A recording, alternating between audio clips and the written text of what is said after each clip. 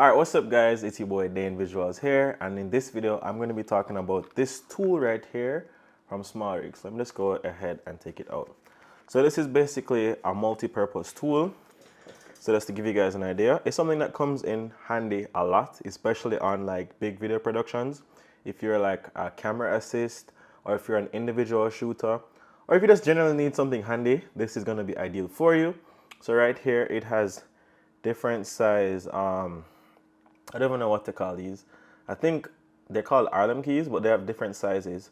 So it's gonna fit on a wide range of stuff. Also, it has these ones right here. Let's see if hopefully I can give you guys a better angle. Okay, great. All right, so you can see this side. Let me just separate up some of here. This one is what I use for my tripod. This looks like a regular screwdriver kind of format. This is another Harlem key shape.